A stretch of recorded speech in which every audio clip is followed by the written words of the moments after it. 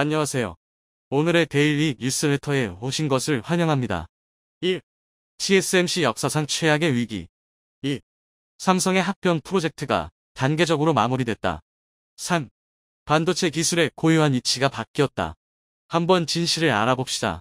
대만의 중요 기업이라 할 수 있는 TSMC, 세계 반도체 시장에서 중요한 기업이라 할 수 있는 이곳이 삼성전자 품 안으로 들어올 수 있다고 합니다. 인수합 병마를 삼성이 최근 준비 중이라고 하는데요. 이 소식에 대만 총통까지 두려움에 떨며 TSMC를 방어하기 위해 전력을 다하겠다고 밝혔다고 하는데요. 한국이 유일무이 세계 반도체 시장의 최강자로 자리매김할 수 있다는 소식, 지금부터 자세하게 설명해 드리겠습니다. 혼란스러운 세계 정세 속. 최근 미국 조 바이든 대통령이 이례적인 움직임을 보여 아시아는 물론이고 전 세계를 긴장하게 만들었습니다. 바이든 대통령은 한국에서 긴급 정상회담을 열겠다고 말하며 중요한 사항에 대해 논의가 이뤄질 것이라고 밝혔는데요.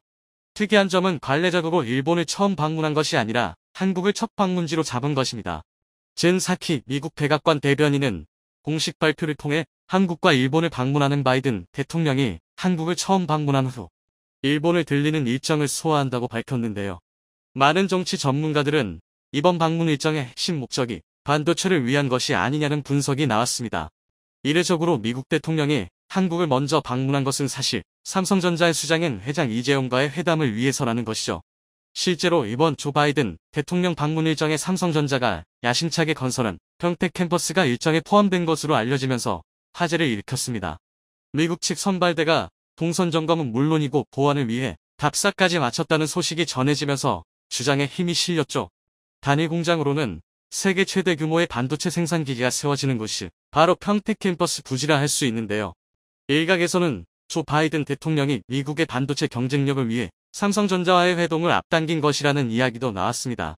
그만큼 미국이 반도체 시장에 사활을 걸고 있다는 이야기인데요. 반도체 시장에서 아무런 영향력이 없는 일본보다 반도체 시장에서 강력한 영향력을 행사하고 있는 한국이 바이든 대통령 입장에서는 더 중요하다고 본 것이죠.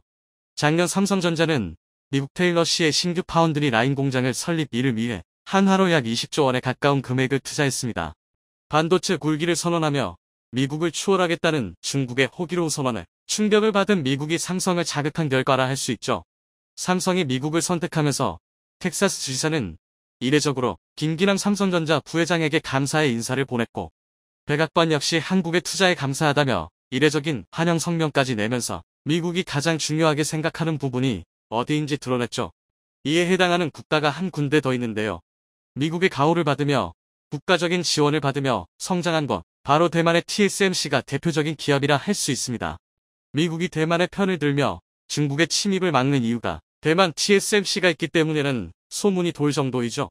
실제로 TSMC는 대만 경제의 반 이상을 지탱할 정도로 GDP는 물론이고 산업 전반에 있어 중요한 기업입니다.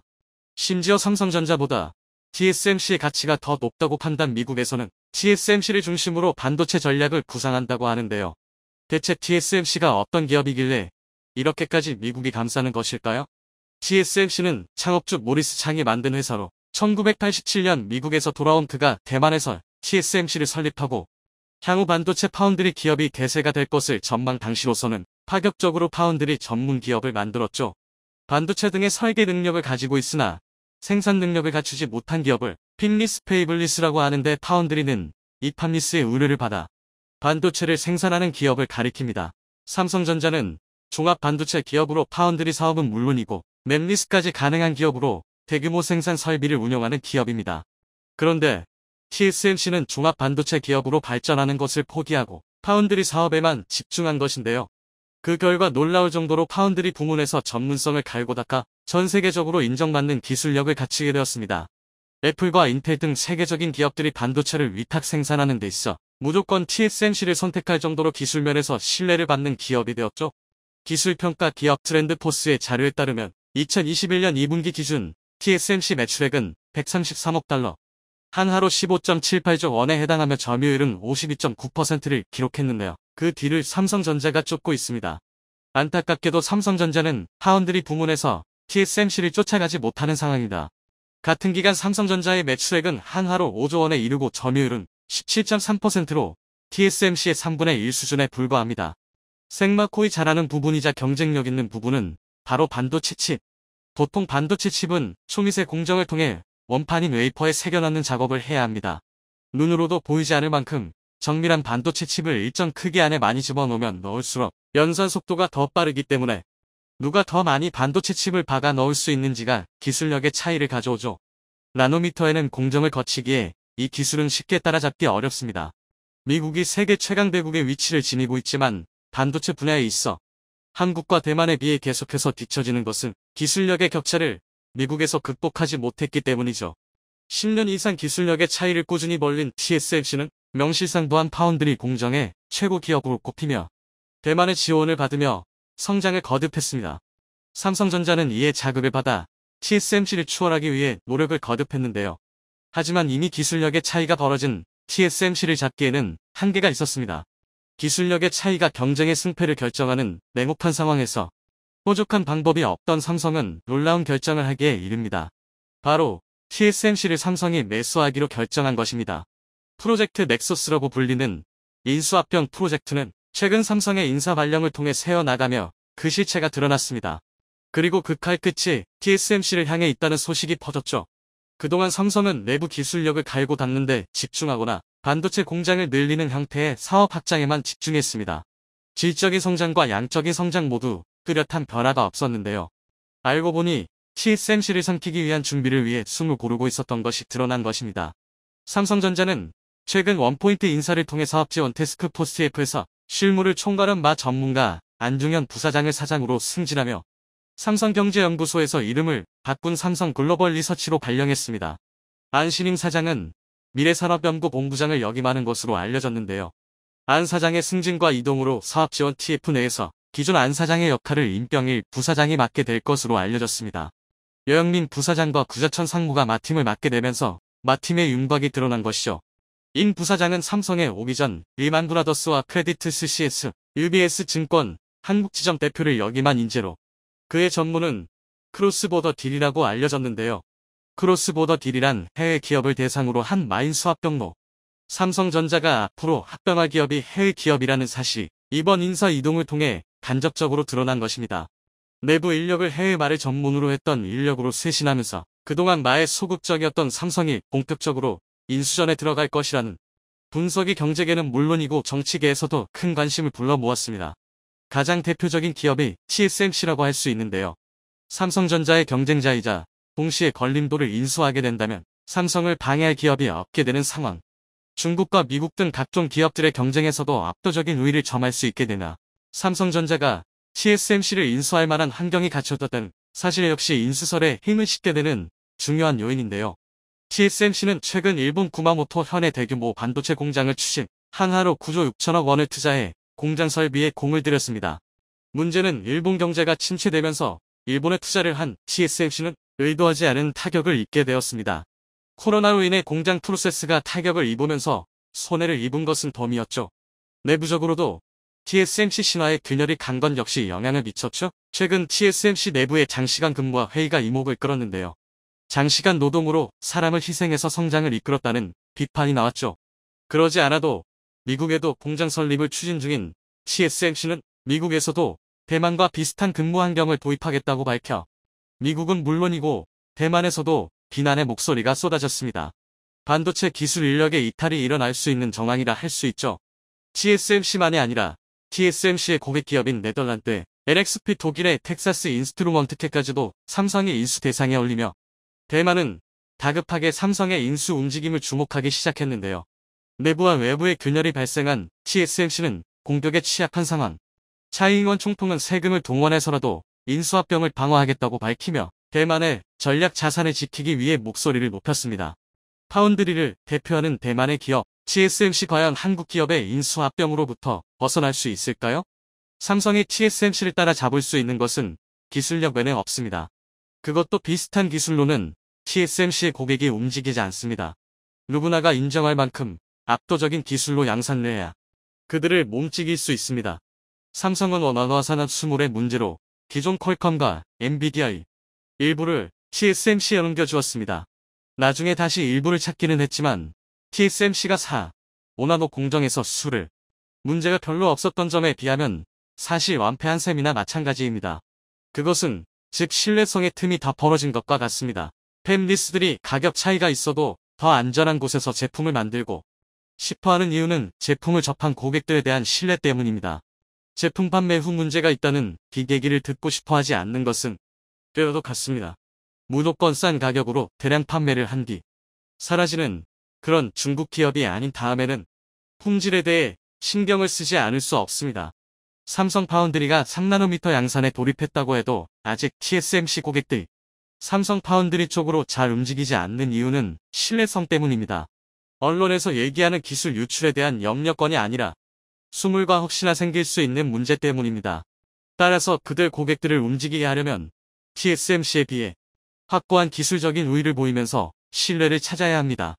따라서 세계적인 신뢰를 받고 있는 TSMC를 꺾기 위해서는 압도적인 기술력이나 또는 비슷한 기술력으로 비교가 안 되는 저렴한 가격이 아니면 어렵습니다. 또한 삼성 파운드리와 가까운 기업들이 삼성 3나노미터를 적용한다고 해서 당장 삼성 파운드리로 옮겨 타지 않고 일단은 시장에서의 평가를 듣고 움직이려고 하기 때문에 시간적으로는 오랜 시간이 걸릴 수도 있습니다.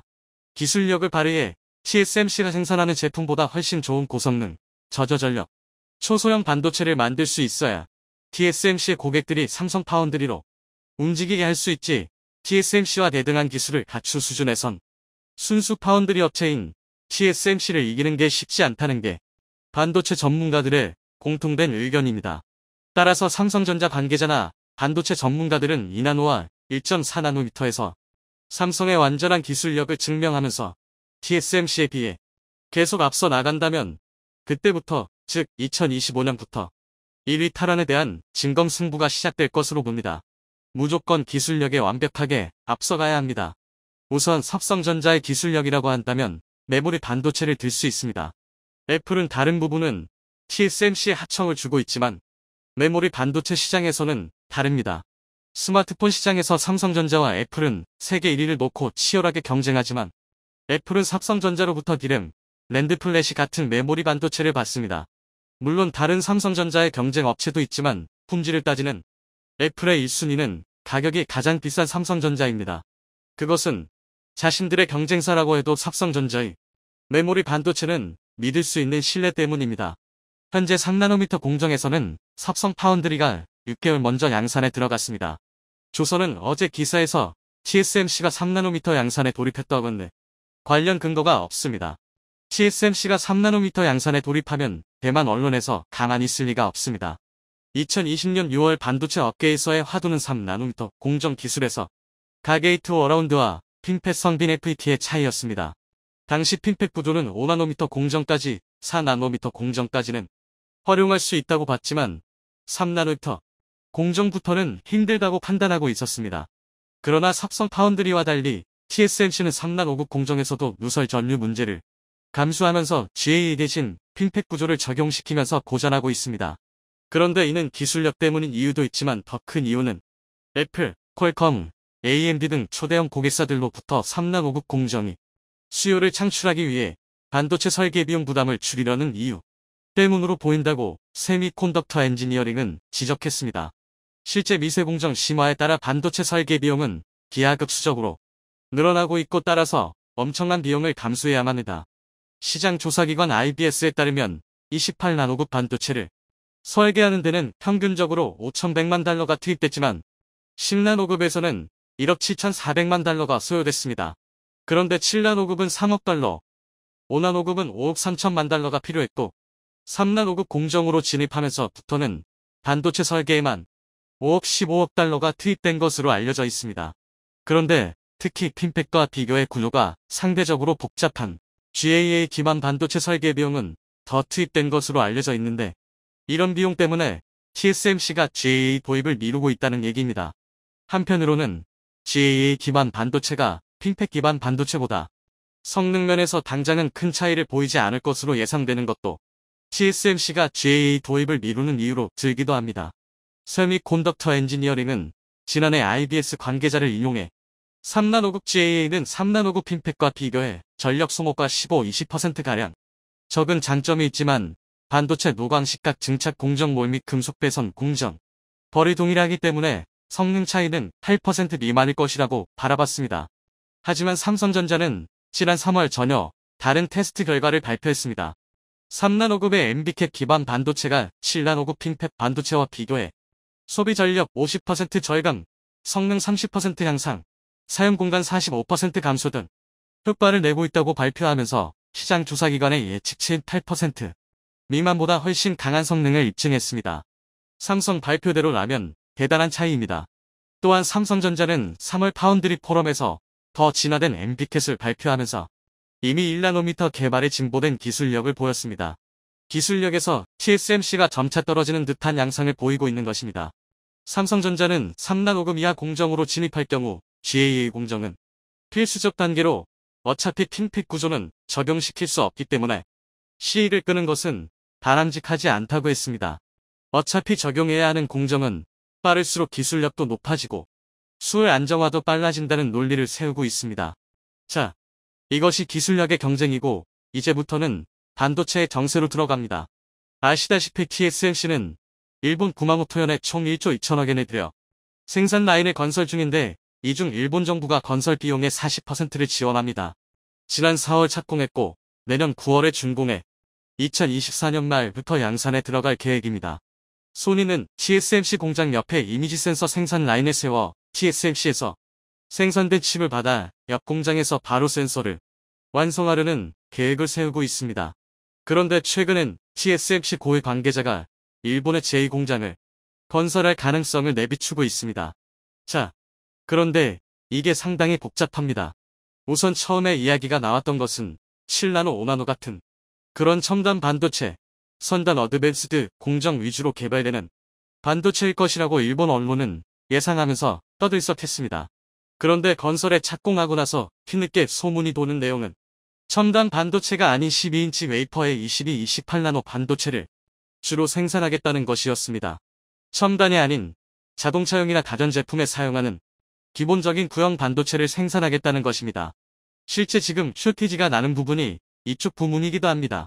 여기까지의 전말은 일본의 간절한 요구를 거절하기 힘든 대만 정부의 입장에 따라 일본 정부가 50%의 건설 자금을 대주는 조건으로 기본적인 22, 28나노 반도체 생산 공장을 건설한다는 것이 대체적인 소문이었습니다. 자동차 왕국인 일본이기 때문에 그런 수요가 절대적으로 필요하다고 판단하면서 좋은 기회라는 분석도 나왔기에 가능했을 겁니다. 그런데 그 당시 미국에서는 한국과 대만을 압박하면서 반도체 기지를 미국에도 세워줄 것을 요청하고 나섰습니다. 미국 정부의 압박에 모리스 창, TSMC 창업자들, TSMC 최고의 경영진은 대만 생산이 유리하기 때문에 굳이 미국에 공장을 지을 필요가 없다고 강력하게 반발했지만 강력했던 것만큼 고개를 숙이는 것도 빨랐습니다. TSMC가 대만이 유리하다고 한 것은 생산 단가 때문입니다. 아무리 기계적으로 찍어낸다고 해도 미국과 대만이 생산 단가는 다를 수밖에 없습니다. 여하튼 일본 정부의 간곡한 요청에 어쩔 수 없이 따랐고 미국의 요청에는 반발했던 TSMC였습니다. 그런데 최근 TSMC 고위 관계자가 일본의 제2공장을 그것도 첨단 반도체 공장을 세울 수도 있다는 말이 슬며시 나왔습니다. 그리고 미국에도 3나노미터의 첨단 반도체 공장을 세우겠다는 말이 동시에 나왔습니다. 결론적인 것은 앞으로 TSMC가 삼성 파운드리에게 패배할 수밖에 없는 것은 승부수를 잘못 두었기 때문입니다. 한국에게 수출 규제를 가한 후 삼성 등으로부터 국산화 역풍을 겪었던 일본이 그 반격으로 놀라운 일을 발표해 세계의 주목을 받고 있습니다. 삼성을 완전히 능가해버리는 첨단 반도체 생산 능력을 확보하겠다고 한 것인데 수많은 언론들은 일본의 무모함에 황당함을 드러냈고 일본인조차 과거 사례를 언급하며 대실패를 긴고하고 있습니다. 스스로 몰락위기에 빠진 일본. 현재 어떤 일이 벌어지고 있는지 자세히 알아보겠습니다. 최근 토요타 등 일본 기업 8곳이 모여 첨단 반도체 국산화를 위한 회사 설립 발표를 한 바 있습니다. 일본 내부에서는 뜨거운 반응이 나오고 있는 상태입니다. 새 회사의 명칭은 라피더스로 라틴어로 빠르다는 뜻을 가지고 있습니다. 슈퍼컴퓨터와 자율주행, 인공지능, 스마트시티 등의 필수적인 2나노급 첨단 반도체를 2027년부터 양산한다는 목표를 세운 것입니다. 여기에는 토요타와 키옥시아, 소니, NTT, 소프트뱅크, 넥 등의 출자가 예정되어 있습니다. 일본 정부가 연구개발 거점의 기초를 다지는데 700억 엔을 지원하고 도타, NTT, 소니, 키옥시아 등 7개 회사가 각각 10억 엔, 그리고 미쓰비시 은행은 3억 엔을 출자하는 것으로 나타나고 있습니다. 니시무라 경산상은 신회사 설립에 자금을 지원하는 것 외에 미국 IBM 등과 차세대 반도체 공통 연구를 담당하는 새로운 조직을 세우고 양산과 연구 부분에서 국산화를 목표로 하고 있다는 설명을 했습니다.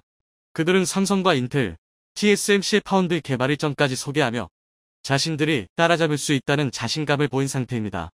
신규 회사에는 세계적인 반도체 장비 회사인 도쿄 일렉트론의 전 사장과 미국 웨스턴 디지털 일본 법인장 등 반도체 경험이 풍부한 이들의 합류도 예정되어 있습니다. 일본 측은 이를 바탕으로 2나노미터 이하 반도체를 생산하겠다고 밝힌 상황입니다. 하지만 이를 본 일본인들은 황당함을 드러내고 있습니다. 그 일부 반응을 보면 일본을 대표하는 민간 8개사의 합계 투자액이 80억 엔 정도라니 기가 차다. 왠지 히노마루 연합 반도체 같아서 엘피다가 생각난다. 엘피다도 무너졌고 일본 디스플레이도 끝장나고 있는 판국에 이것도 안 되겠지. 나라의 지원이 단지 700억 엔이라니 TSMC 설비 투자 규모는 5조 엔 정도다. 이것으로 성과를 얻을 수 있습니까? 아직 노광장치 일대 가격이 400억 엔인데 이렇게 일본 정부의 투자 지원과 기업들의 참여가 미약하다고 한탄하는 상황입니다. 실제로 일본 대표 기업들이 10억 엔 정도씩을 출자하는 것은 기부금 정도로밖에 볼 수 없는 내용입니다. 이들은 마지못해 이름을 올렸고 반도체 성공에 대한 기대가 없음이 드러났다는 평가죠. 1990년대 5조 엔 정도이던 세계 반도체 시장에서 일본 업체들은 절반 가까운 점유율을 보였지만 현재 50조 엔 규모로 급성장한 시장에서는 10% 정도로 추락한 수모를 겪고 있습니다. 이에 정부 주도로 살리려 하는 상황인데 과거 사례는 대실패를 예고하고 있습니다. 일본은 일장기의 벌칭인 히노마루 이납이라는 용어를 즐겨 써왔습니다. 하지만 이런 정부 주도 사업에서는 크게 3번의 실패를 경험한 바 있습니다. 첫 번째 실패는 일본인들이 언급한 것처럼 엘피다 메모리의 파산이었죠.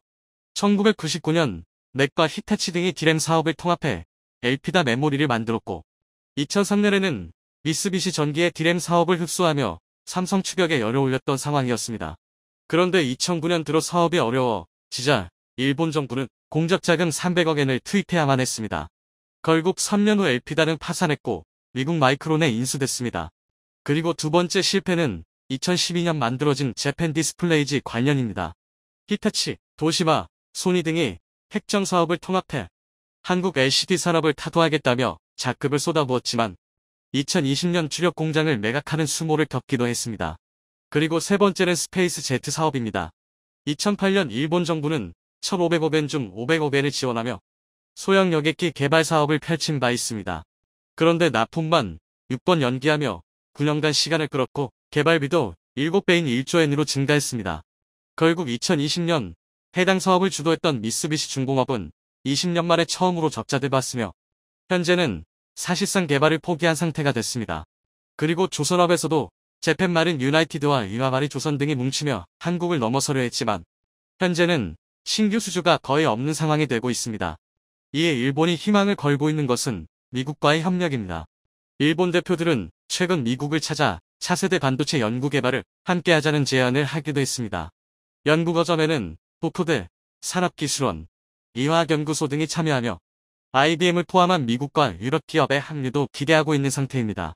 반도체 생산 분야에서 한국과 대만에 밀리던 미국과 일본이 손을 잡고 이나노를 개발해 삼성과 TSMC를 따라잡겠다는 선언을 한 것입니다. 삼성전자와 대만 TSMC는 2025년 이나노급 공정상용화를 목표로 하고 있습니다. 컴퓨터 기술의 게임 체인저로 불리는 양자 컴퓨터와 AI는 물론이고 차세대 미사일과 레이더, 전투기 등에 적용되는 핵심 부품으로 평가받는 부품입니다. 회로 선폭이 좁아질수록 소비 전력은 줄고 정보 처리 속도는 빨라집니다. 이에 미국과 일본이 자국 내 생산에 사활을 걸고 있는 것입니다. 일본 정부는 자체 반도체 공급망 구축에 13조 원 투입을 계획하고 있습니다. 미국과 공통으로 개발하는 차세대 반도체 연구센터에 3,500억 엔, 첨단 반도체 공장을 유치하는데 4,500억 엔, 히토류 같은 반도체 필수 소재를 확보하는데 3,700억 엔 배정한 것입니다. 하지만 일본과 미국의 협력을 회의적으로 보는 시각이 상당합니다. 이들이 오랫동안 반도체 설계나 소재 부품, 장비 등에 초점을 맞추었던 만큼 빠른 시일 안에 생산에 필요한 기술자나 노하우를 확보하기는 어렵다는 것입니다.